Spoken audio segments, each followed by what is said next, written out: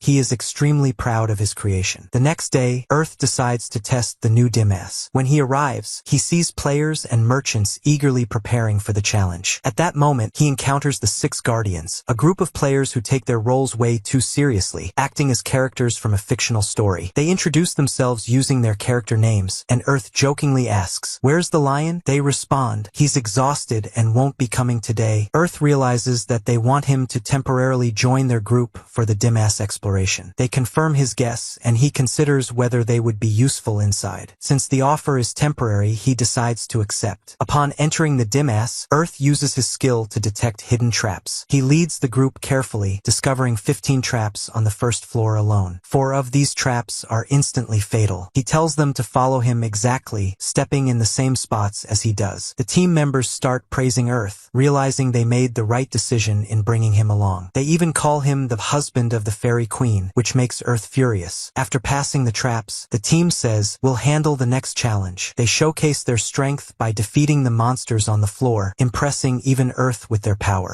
As they progress through the floors, they encounter various monsters and defeat them. However, time quickly runs out. Unfortunately, they realize they won't reach the 10th floor within the 1-hour limit. They are only on the 5th floor when they suddenly hear a loud scream. The team leader, dressed in red, rushes toward the door, breaking it open. The rest of the team follows, despite Earth trying to stop them. He has no choice but to go after them. Upon entering the room where the scream came from, the door suddenly locks behind them. Earth immediately realizes that this door won't open until they complete the mission inside. The room is filled to the brim with skeletal monsters. Earth also notices that other players have fallen into the same trap and are struggling to fight the skeletal monsters alone. He checks the room for additional traps, but when he finds none, he is relieved. Finally, he can use his full power. He teams up with the group and eliminates all the monsters. At that moment, a massive treasure chest appears. Earth uses his skill and realizes that the chest is a trap. He warns the others, but one of the trapped players protests, saying, "I can also detect traps in treasure chests, and I'm telling you there's nothing wrong with it. You just want to keep the treasure for yourself." Earth responds, "Fine, I'm a liar. Keep the chest. We're leaving, so you can open it however you like." The 6 guardians hesitate, seeing how large the treasure chest is. However,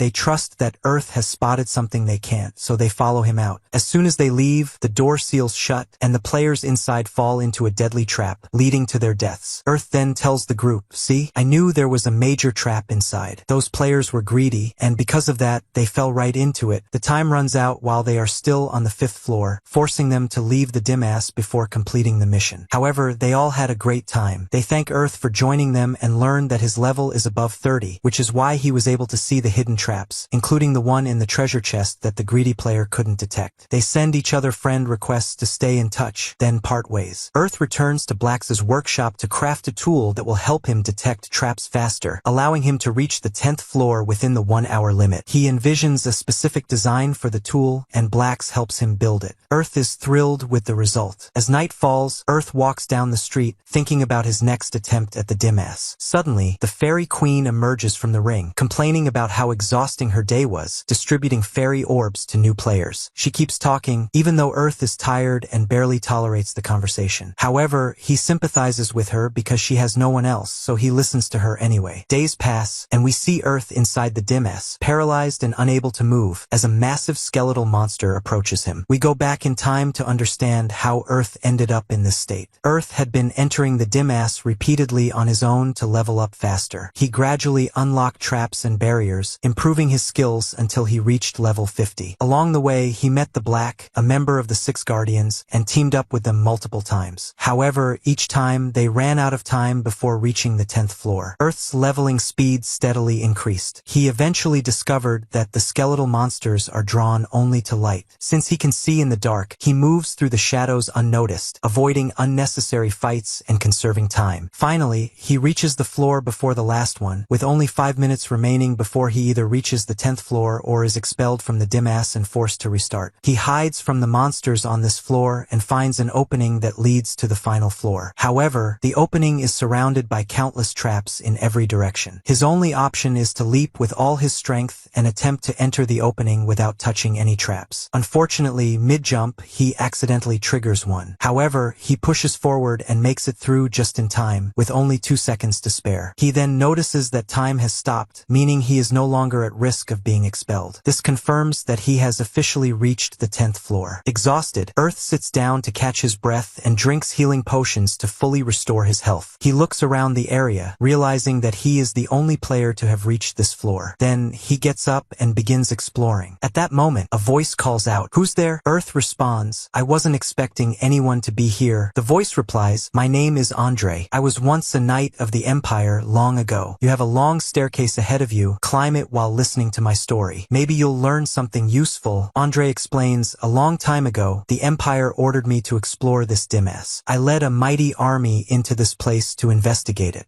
However, every single soldier fell victim to the traps and the monsters. In the end, I was the only one left. I grieved for my fallen army and friends as I descended deeper into the Dimas. But when I reached the deepest part, the doors sealed behind me, trapping me in a room with no air to breathe. breathe. Eventually, I died. My body was transformed into a skeletal knight, cursed to protect this dim ass forever. Earth listens anxiously and then asks, so, you came here as an explorer, but instead, they forced you to become a skeleton guard? That's terrible. But tell me, does that room where you were trapped still exist? Andre responds, no, I destroyed it completely. Now, I want you to descend the long staircase you climbed. I'll be waiting for you at the bottom. Earth hesitates. And when I get there, what do you expect me to do? The skeletal knight replies, I want you to kill me. I want to be freed from this cursed form, to escape the dimness, and to finally rest in peace with my fallen comrades. At that moment, the stairs beneath Earth disappear. He plummets from a great height. When he opens his eyes, he finds himself face to face with a massive skeletal monster. He immediately realizes that this is Andre. When Andre sees him, he starts laughing mockingly, making Earth irritated. Earth immediately draws one of his arrows and shoots it at Andre, which angers him. Andre retaliates, charging at Earth. Earth quickly realizes that Andre is incredibly strong, with fast and solid attacks. Seeing that arrows won't work against him, he resorts to using fire enchantments and explosive potions, but Andre is far too powerful to be affected by them. With just a swift strike, Andre shatters Earth's bow. As always, Earth had a backup plan, his shield, which can launch arrows. Andre gets excited, seeing the battle with Earth as entertaining. However, Earth focuses entirely on dodging Andre's attacks, as his only remaining weapon is the shield. Andre smirks and says, if I were you, I'd surrender. You can't defend yourself, but Earth insists on continuing the fight. Andre then uses a stunning technique, paralyzing Earth completely. However, Earth had yet another plan. He manages to move by using his crafted potions and remembers the power of the ring he possesses. He activates the enchantment, summoning the combined power of all the fairies. Andre laughs mockingly again and says, all this effort is pointless. He then lands a devastating blow on Earth, breaking his shield. With that, Earth has no other options left. He must rely on the ring's power or he will die. The fairy's energy descends upon Andre, starting to petrify his arm. Just as Earth is about to lose hope, he sees the shadow of the fairy queen appear. She also lends her power, completely petrifying Andre before vanishing again. Finally, Earth sees his opportunity. He grabs a bow that was lying on the ground and fires multiple arrows at Andre, along with explosive potions, until he finally defeats him. Andre's true form appears, now just a shadow. He thanks Earth for destroying the monster inside him, saying that he can finally rest in peace with his fallen comrades. As a token of gratitude, Andre gives Earth his ancient sword, explaining that it is highly valuable and a relic from a long-lost era. Andre then fades away with his friends. At last, Earth clears the 10th floor, causing a new exit door to open. A system announcement appears in the game, revealing that a new weapon will be introduced soon as a reward for those who reach the 10th floor. The announcement also hints that there are even greater adventures ahead in the Dimas, with stronger weapons available at the end of each journey. Earth returns to Blax's workshop to repair his destroyed weapons. However, he needs a large amount of money to buy the necessary materials. Remembering Andre's ancient sword, he realizes he can sell it to solve his financial problem. Meanwhile, a group of mysterious people is secretly tracking Earth's movements. They mention a certain person who has been learning a lot from Earth and discuss allowing her to get closer to him. Over time, their true intentions will be revealed. Later, Earth meets up with his friends from the Blue Wind team. Zubai thanks him for joining them in exploring the new Dimas. He also tells him that Nora and Kazmanini won't be coming today, but a new member has joined their team. She specializes in petrification magic, meaning she can immediately cure anyone afflicted by petrification. However, she has one flaw: she can't control her words and always speaks bluntly. Earth replies that he understands and will simply avoid her if it becomes too much. The new member arrives, introducing herself as Eliza. Upon learning that Earth is with them, she immediately mocks the team. So this is the guy you all insisted I meet early and talk to with respect? He's just a country bumpkin who can't even fight and is completely useless. Zubai gets angry and shouts at her, but Earth steps in and says, how about you don't say anything for now and let me prove myself in the Dimas? Then you can decide whether I'm useful or not. The group enters the Dimas. Earth begins disarming the traps they encounter, earning the team's gratitude for saving them time and effort. At that moment, a system notification appears, warning them that monsters are approaching quickly. Earth immediately alerts the team, explaining that the creatures on this floor are extremely dangerous and that they must be careful. Zubai moves to the front, saying he will handle any incoming attacks. Meanwhile, Eliza starts trembling with fear, and Earth notices her growing anxiety. He tries to reassure her. As soon as the monsters appear, Earth announces that he will start the battle with his bow, and the rest of the team follows up with their attacks. However, their strikes have little to no effect on the monsters due to their immense strength. Seeing this, the team begins to worry. Earth realizes that he must take the monsters more seriously. As they fight, one of the creatures petrifies Rish's arm, immobilizing him. This is a major problem, as Rish is the team's main defender. If he remains petrified, the monsters will quickly overwhelm them. Eliza is supposed to cure petrification, but she is paralyzed by fear, unable to move or even speak her spell. The team keeps calling out to her, urging her to help Rish, but she remains frozen in place. Meanwhile, Mealy is using her magic to protect the team, but her mana is running low. If Eliza doesn't act fast, they will all be in danger. Earth quickly throws explosive potions at the monsters, creating an opening. He commands Eliza to take advantage of the moment and heal Rish immediately. Seeing the creatures pushed back, Eliza calms down and finally cures Rish. She then turns to Earth and asks, "If you had such a powerful weapon, why didn't you use it from the start?" Zubai interjects, "Are you ever going to stop criticizing Earth for no reason?" The two begin arguing, but Mealy shouts at them to stop, saying this is not the time for petty fights. Frightened by her anger, both immediately fall silent. Eliza then apologizes to Earth, and he kindly responds, "This dim-ass isn't over yet. We will need you even more later. We're all counting on you." Hearing this, Eliza feels encouraged and gains confidence. She thanks Earth for his kindness. Afterward, the team exits the dim-ass, thanking Earth for joining them and for playing such a crucial role in their success. The next day, Earth is surprised when a girl enters. Both her appearance and traditional outfit seem completely different from other players. She tells him that she is the Fairy Queen's sister and that she also heard he is a great cook, so she came to taste his food. Earth is confused by her behavior and doesn't feel comfortable around her. He tries to avoid her, saying, "I'm busy right now, so I won't be able to cook. I'm heading to the armor shop." She replies, "That's fine. I'll come with you. Wherever you go, I'll go too." Annoyed and unsure how to deal with her, Earth has no choice but to take her along. While there, he collects some materials he had received as rewards from dim-ass missions. Nyan tells him that she can forge weapons for him using these materials. Later, he takes the annoying girl with him and cooks for her. She is delighted with the food, but Earth still doesn't know her name or what to call her. He says, "Since you don't have a name, I'll call you Rio, because of your strange horns." She bursts with joy, thrilled to have a name for the first time. At that moment, a new update is announced. Earth heads to Blax's workshop to discuss it. The update states that every player can now specialize in a single combat style, increasing their strength. Players must choose within a month, deciding whether to focus solely on physical combat or magic. Blax asks Earth what he plans to do. Earth replies, "I'm happy with how I am now and don't want to specialize in anything. I prefer to keep my abilities simple, just as they are." This makes Blax happy since he likes Earth style as it is. The next day, Earth visits Mayan and collects the weapons and equipment she crafted for him from the materials he gave her. He tells her that it always feels bittersweet to leave behind an old weapon for a new one. He grows attached to his weapons since they have helped him overcome past challenges. After that, he heads to the Fairy Queen, who requested to meet him. She is accompanied by 6 fairies. She tells him that she has something very important to discuss. Earth can never have a fairy of his own. Earth is surprised and asks, "Do fairies really hate me that much?" She responds, "Quite the opposite. All the fairies love you, which is why you can't have one." Earth is still confused, so she explains, "You're extremely popular in the fairy kingdom. When they heard that you were about to contract with a fairy, 80% of the fairies rushed to my castle, fighting over who would be yours. As their queen, I can't allow such chaos. If I let you have a fairy, it would cause turmoil in the kingdom. The jealousy would spread among all the fairies, and I can't allow that to happen." Earth understands and does not object. She then tells him, "Since you are forbidden from having a fairy, I will grant you 2 special techniques instead. The first is the 7 falling stars, a highly advanced technique that is incredibly difficult to master. The second is the bow of sacrifice. This is an extremely dangerous skill because it concentrates everything, magic, emotions, and power, into a single arrow. It should only be used in the most desperate situations." She then informs him that a new update is coming soon, opening a path to the fairy kingdom. This means that Earth and all other players will finally be able to visit the land of the fairies. fairies. Earth is thrilled by the news. As a gift, he prepares food for the queen and the fairies with her before saying his goodbyes. Later, he reunites with Zubai's team and cooks for them while discussing the latest announcement. However, Nora seems completely unaware of the campaign. "What are you all talking about?" she asks. They explain that there are 4 other virtual games like this one, and for a limited period of 15 days, players will have the opportunity to try them. However, the team isn't really focused on the discussion. They are too distracted by Earth's delicious cooking and its amazing aroma. Zubai then tells Earth, with this campaign, a lot of new players will join, and guilds will start recruiting them. Nora suggests, then why don't we recruit new players too? But we need to be careful with Eliza. Her attitude will scare away anyone who considers joining us. Zubai adds, Earth is the only one who can keep Eliza under control. He once again invites Earth to officially join their team, but as always, Earth refuses. Time passes, and the day arrives when the gate to the fairy kingdom finally opens. Players walk toward the portal, forming a long queue as they wait their turn to enter. Earth also heads to the gate and notices that a massive number of players are eager to visit the fairy kingdom. A guard from the kingdom's northern stronghold spots Earth and approaches him. "May I see the ring on your hand, please?" he asks. Earth shows him the ring, and upon seeing it, the guard immediately says, "This belongs to the fairy queen. That means you must be Earth. The queen has ordered us to bring you to the kingdom immediately upon sight." The guard summons a special transport bird to take Earth to the kingdom at once. This bird is incredibly rare, and not just anyone gets to ride it. The players standing in line watch enviously, wishing they had his luck. As the bird soars through the sky, Earth enjoys the breathtaking view. He feels genuinely happy to be flying. When he arrives at the fairy kingdom, the queen and the fairies welcome him with a grand celebration. The queen even organizes a spectacular parade in his honor. Although he is at the center of attention, Earth doesn't mind this time. He realizes that, even though this world is just a game, the memories he creates here are real, and they bring him great joy. After the grand festivities, the queen tells him, starting tomorrow, you can live as a regular adventurer without any special privileges. You are free to explore the town however you like. Earth then heads to a restaurant in town and helps the cook there, preparing incredibly delicious food as always. Everyone is amazed by Earth's cooking, and he enjoys making food for the fairies while spending a pleasant time with them. He is genuinely happy until they hear that the eccentric daughter of the fortress commander is coming to the restaurant. Quickly, they hide Earth, knowing that she will definitely bother him with her behavior. As soon as he is hidden, the strange girl enters and says, "I heard that there's a cook here who makes excellent food. I want him to be my personal chef." The cook replies, "He was here, but unfortunately he left. He's not around anymore." The girl responds, "Alright, no problem. But if he comes back, send him to me immediately. And if I find out you're lying to me, your punishment will be severe." She then tells her guards, "Whoever finds him, bring him to me at once." After she leaves, the cook warns Earth, advising him to never deal with that girl and to leave before he gets himself into trouble. Earth takes advantage of the night, sneaking out through the gates while everyone is asleep. On his way, he encounters an animal-type fairy who says, "I've tasted your delicious food, and as a thank you, I'll take you with me and help you travel quickly." Earth climbs onto the fairy's back, and they set off at high speed. News soon reaches the fairy queen that the daughter of the northern fortress commander has mistreated a human. The queen becomes furious and declares, "We must not cause problems with humans, especially these ones. We can't let this tarnish our reputation. This matter must be dealt with immediately." However, when she learns that the human's name is Earth, she is utterly shocked. Meanwhile, the bear fairy carries Earth to the new town. Upon arrival, Earth apologizes for making the bear run all night. The bear responds, "Don't worry about it. This is nothing for me." Earth looks around and admires the atmosphere of the city, noticing that its people are deeply passionate about music. The bear explains, "The fairies of the kingdom cherish the arts. The northern region loves literature, the east appreciates painting, the west is devoted to sculpture, and the south adores music. The southern region is called Shobira." Earth replies, "Yeah, I can tell. I'm sure I'll hear all kinds of music just walking through these streets." The bear then takes Earth to an inn for some rest. They get 2 rooms next to each other. The old innkeeper reveals that the bear has an embarrassing nickname, Shaggy Zayton. As they go up to their rooms, Earth calls out to the bear using his nickname, which annoys him. "Don't ever call me that again," the bear grumbles. They enter their rooms to rest. The next morning, Earth wakes up in bed, unable to move. At first, he thinks it's a system glitch, but he is shocked to find the fairy queen tightly holding on to him. She tells him, "I won't let you leave. The punishment I gave the commander's daughter and her soldiers was so so severe that everyone is now terrified of me. Earth responds, I really like this town, and I have no intention of leaving. The people here have treated me well. Just then, Rio arrives and angrily scolds her sister, the queen. She pulls her away to continue her royal duties. Shortly after, the bear receives a mission to rescue a noble family's daughter. Her mother personally requests Earth and the bear's help. This noble family is incredibly well known and possesses a powerful ability. They can transform from human form into wolves. Since she was kidnapped, it must mean she's in great danger. The bear accepts the mission, takes a picture of the girl from the mother, and they set off. They search the entire town until a guard leads them to the forest. Upon entering, they are attacked by monsters, but Earth and the bear swiftly eliminate them. The bear turns to Earth and says, your ability to detect monsters is truly amazing. Earth replies, you're already strong enough to defeat them without any help. Earth then scans the entire forest system at once and discovers that the girl is completely surrounded by monsters. He jumps onto the bear's back, and they rush toward her location. Upon arrival, Earth watches from a distance and confirms that the girl is badly injured. We have to save her before nightfall, he says. He hands a healing potion to the bear and instructs him, charge at the monsters, take them down, and throw this potion on the girl to heal her wounds. Meanwhile, Earth fires powerful arrows from afar, taking out the monsters. Together, they successfully rescue the girl. Turns out that she is a big admirer of Zayton the bear, as he is quite famous. Earth asks her, why didn't you transform into a wolf? You could have easily fought off these monsters. The girl replies, I don't know. I suddenly found myself surrounded by monsters in the forest and couldn't transform. Earth gives her an antidote potion. After drinking it, she finally manages to shift into wolf form. This makes Earth realize that someone must have poisoned her and lured her into this trap. Earth tells the bear, take her back home. I'll catch up with you soon. After they leave, Earth detects the human responsible for setting up the entire scheme to kidnap the girl. He quickly realizes that this man is not a player. If this situation escalates, it could ignite a war between humans and fairies. Knowing he must stop him immediately, Earth engages in battle with the man and defeats him, eliminating the threat. On his way back, Earth finds the bear and the girl waiting for him on the road. He hops onto the bear's back, and they all return to the noblewoman's home. The mother and daughter are overjoyed and express their gratitude to Earth and the bear. Suddenly, Earth says, I want a different kind of reward. The bear looks at him, confused. Earth then tells the mother, I want Zayton to take Mina out and spend some quality time together. Both the bear and Mina are left completely flustered by Earth's words. However, it becomes obvious that Mina is interested in Zayton. She is clearly attracted to him, admiring both his courage and kindness. Earth sits in his room and summons the queen from the fairy ring, telling her about what happened and the big problem that could have occurred because of it. The queen thanks him for informing her, but after that, she sticks to Earth and doesn't want to leave. Earth gets annoyed as he wants to sleep from exhaustion, so he makes a promise with her that they will spend time together again. The next day, Earth decides to return to the human town. He bids farewell to the innkeeper and the bear. The innkeeper tells him that the journey is long and asks how he will return. Earth tries calling the royal bird, and the innkeeper tells him that it's impossible since the bird only listens to the queen. However, the innkeeper is surprised when the bird arrives for Earth, as it loves him very much like the other fairies. Earth rides the bird and heads back to the human town. In the middle of the journey, he asks the bird to drop him off, as the townspeople would cause chaos if they saw it. The bird feels sad because it wanted to continue with Earth, so Earth gives it a very delicious treat. The bird gets happy and eats everything quickly, then gives Earth a feather. We learn that this feather will greatly help Earth in raising his level and strength. After that, the bird bids him farewell and flies away. Earth goes to Blacksmith Blax's workshop, where Blax welcomes him. Earth begins crafting his weapons again and makes a bow even stronger than the previous one. Then, he goes to the field to test his new bow, but an announcement appears. The Queen of Demas, whose spirits Earth purified, appears and tells him that she will reward him with the tools she possesses. However, Earth refuses, saying he doesn't want to enter fights with people and doesn't want to stand out with special tools. Suddenly, Earth hears a sound in the forest, so he rushes there quickly and is surprised to find a small dragon that has just hatched from its egg. He thinks it would be foolish to leave it behind, as this is a great opportunity. The dragon would increase his strength. Earth takes the dragon and starts caring for it, feeding it his delicious food. He is unsure what to do with it. If he takes it to the human town, he will draw too much attention, which he dislikes. If he takes it to the fairy kingdom, it might cause them problems. So, he decides to summon the queen to the field. As soon as the queen arrives, she is shocked to see the red dragon and says that this is indeed a big problem. Earth explains what happened, and we learn from her that dragons are of two types: those who can control their power and coexist with humans, and the wild dragons who cannot. The bigger issue is that this red dragon is one of the strongest wild dragons and belongs to the royal family of the Wild Dragon Nation. At that moment, a fairy comes to warn the queen that two red dragons are approaching. The queen is stunned to see the baby dragon there and assumes she kidnapped it, but Earth clarifies that he found the dragon. He decides to meet the dragon parents. When he meets them, they are furious, thinking he kidnapped their daughter. However, after looking into the baby dragon's memory, the father realizes that Earth is innocent. In fact, Earth even took care of the baby and fed it well. They apologize to Earth, take their child, and return to their land. This brings relief to Earth and the fairy queen. She thanks him. As if they had failed, the dragons would have blamed the fairy kingdom. As gratitude, the queen invites Earth to the castle to thank him, but he prefers to return to town to take on new work. The queen calls the royal bird, and Earth rides it to the fairy kingdom. However, when he arrives, he finds no missions available. The tavern owner tells him that all the tasks were completed by the human players who arrived earlier. She suggests that he work for her today and help in the restaurant, which would also allow him to stay at her inn. Earth starts his new task, cooking, cleaning, and working in the tavern all day until he becomes completely exhausted. After receiving his wages, he heads to his room to sleep. Meanwhile, a group of people observing Earth and the game watches the development happening with the non-player characters. The next day, Earth decides to head east of the kingdom. He meets the fairy queen and an important figure accompanying her. Earth is shocked to discover that this figure is a wild green dragon who has come as a messenger from the dragon kingdom. The dragon requests Earth's help with the dragon princess, as she has refused to eat since returning from his place. They soon realize that it's because of Earth's incredibly delicious cooking. Even the messenger dragon, after tasting Earth's food, melts with happiness at how amazing it is. He asks Earth to cook a meal to take to the princess, but Earth tells him that there are no ingredients available. The messenger quickly rushes off and returns with the necessary ingredients. Earth prepares the meal, and the messenger takes it to the princess. We then see that the princess finishes all the food and even wants more. All the dragons present are surprised. The Dragon King wonders what is happening, as this is the first time he has seen such skills from a human. Later, the green dragon messenger attempts to learn cooking like Earth, but while he manages to mimic the appearance, the taste of his food remains terrible. After that, the elder green dragon arrives. He looks at Earth and asks, "Are you Earth?" Earth denies it to avoid trouble. However, the elder dragon insists, pointing out his black eyes, black hair, and bow. Earth manages to escape and looks for an inn to stay the night. At that moment, the elder green dragon and the fairy queen appear, telling him, "We've finally found you." Earth quickly runs away from them and heads to the inn, where he logs out of the game, successfully escaping. The next day, Earth finds his picture posted everywhere in town and realizes that the fairy queen has ordered his arrest. He becomes very angry and tells her that he wants to cut ties with her. He had thought that she was the one who understood him the most, but unfortunately, it turned out to be the opposite. He tells the green dragon messenger to leave and return to his kingdom because he will no longer help them or cook for them again. The green dragon also gets angry due to his arrogance and pride, and they move outside to fight each other. The battle begins, and we see that the dragon is truly very strong, as Earth's attacks have no effect on him at all. The dragon attacks Earth and strikes him, and Earth struggles to resist. Even Earth's powerful, enhanced armor is completely destroyed by just one attack from the dragon. Earth gets furious that the dragon destroyed his armor and decides to stand up and fight. As in games, there is no real loss as long as the player does not give up. He charges at the dragon just as it is about to breathe fire at him, and he throws explosive oil into its mouth. The explosion is so powerful that even Earth barely survives it. After that, he launches the 7 shining arrows attack that he received from the fairy queen and strikes the dragon severely. The dragon is shocked that Earth possesses fairy power. The dragon then attacks Earth with the power of wind, blowing away half the forest completely. However, Earth had hidden behind a massive rock, and the dragon assumes he is dead. Suddenly, Earth emerges and, in that moment, decides to face the dragon with his final attack, the one he received from the fairy queen. This is his last option. He launches the final strike, and a powerful arrow collides with the dragon. The dragon tries to block it with a wind barrier. At that moment, the dragon deflects the arrow, but it is too strong and ultimately defeats the dragon completely. Unfortunately, Earth also dies at that moment. The people outside the game who are observing Earth are astonished by his strength strength and how he managed to defeat the dragon. Meanwhile, Earth is waiting to be removed from the game, but then the red dragon and his followers arrive and rescue Earth. The red dragon apologizes to him and offers him gifts. He also apologizes for making him cook for his daughter and for the green dragon's attack. He admits that he originally came to punish him, but since Earth already defeated the dragon, there is no need. He bids him farewell and returns to his kingdom. Earth is completely exhausted after this fierce battle and wants to rest. He calls the royal bird to come to him, and within seconds, it arrives. Earth heads to the fairy kingdom city, changes into new clothes, and then goes to meet the fairy queen. He finds her in shock and depressed, and we learn that it is because of Earth's anger toward her. Just as Earth is about to speak, she apologizes to him. Earth tells her that he learned from the red dragon that the green dragon had threatened to attack the human kingdom and the fairy kingdom if she did not follow his orders. She did what he demanded to protect the humans and fairies. As a queen, her decision was very wise. He admits that he wasn't thinking clearly when he was angry and acted like a child. The fairy queen replies, "No, I know my actions were wrong, and out of respect for your wishes, I will do whatever you want." Earth tells her that he wants to stop the power in the ring because it grants him too many privileges and makes him stand out among people, which he dislikes. She agrees and goes to fulfill his request. Then, she sadly asks, "After I finish, will I ever see you again?" Earth replies, "One day for sure." He bids her farewell and decides to head to the human kingdom.